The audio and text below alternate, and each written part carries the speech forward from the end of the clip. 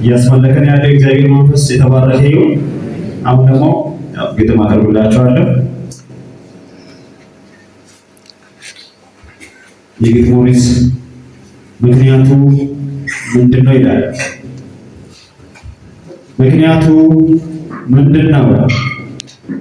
ሰማይ ምድርና ሕያው ሕይወት ሳይመጡ የአዳም ልጆች መስዋዕት ሳይሰጡ ከብሔር ከጎሳ ከቋንቋም በፊት ትእዛዝ ሳይሰጥ የሞትና የሕይወት ብሉይ አዲስ ተብሎ ሳይጠራ ያንም የነበረ መንፈሰ ጠንካራ አንጋሽ ሳይኖረው እጅጉን ነግሰው ይኖር የነበረ እጅጉን ደምቆ ታዲያ ምክንያቱ ምንድነው? ያለ ማንነቱ የተንገላታው ከሕያዋን ምድር የተወገደው ስቀለው ስቀለው ተብሎ የተጮኸበት ከወንበዴው በላይ ያስወነጀለበት በሰይፍ በዱላ በዋይታ መከበቡ በዛቻ ፉከራ በግፍ መታጀቡ ምክንያቱ ምንድነው?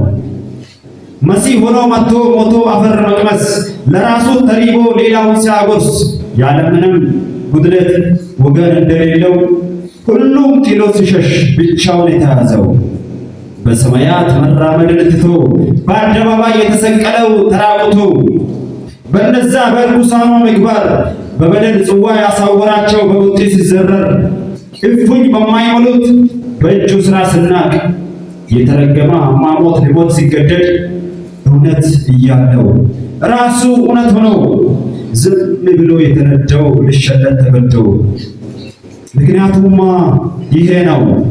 ምክንያቱማ ይሄ ነው። አምላክ ሥጋ ለብሰው እኔን የመሰለው ምክንያቱ ፍቅር ነው። ከመለኮትነት መቃብር ያወረደው የባሪያ መልክ ይዘው እስከ መስቀል ታዘው ከዙፋኑ ወርደው ያለ ልክ ተዋርደው ገነት አወረሰኝ ሲኦል ባዶ አድርገው የሰው ዘር ጅማሬ የአምላክ ሕግ ሲያፈርስ ክፉንና ደጉን ከምትለየው በለስ በእጁ ተቀብሎ በፈቃዱ ሲጎርስ ያንገላታው ጀመር የኃጢአት ቫይረስ። ሰው የተባለ ሁሉ በሞታ ሲቆጠር ከነ አዳም ተርታ ከዛ ከሞት ሰፈር ልታደገን መጣ በበዛው ፍቅር በተጣሉ ምትክ ወድቆ ሊያነሳ ሁሉም ቻይነቱን ስልጣኑን ረሳ። እምሸጠውን ጎበዝ ጠርቶ በፍቅር አጎረሰው በቀል እየቻለ አንገቱን አቀፈው። ነፍሴን ልስጥ ያለው በአንዲት ጀንበር ሶስቴ እስኪለው ሰው ያጣ ይመስል መልሶ ሶስቴ ጠየቀው። ደምግባቱን አጥተው የሆነው የሕመም ሰው ምክንያቱ ይሄ ነው። የእሱን ለኔ ሰጥቶ የኔን ሊወስድ ነው። ደሙን ይዞ ገብቶ ቅድስተ ቅዱሳን መንገድ ሲያበጅልን አምላክ እንድሰማን ወሰን የለሽ ፍቅሩ ከአብ አስታረቀን።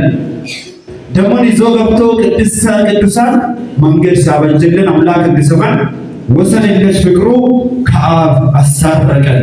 አመሰግናለሁ።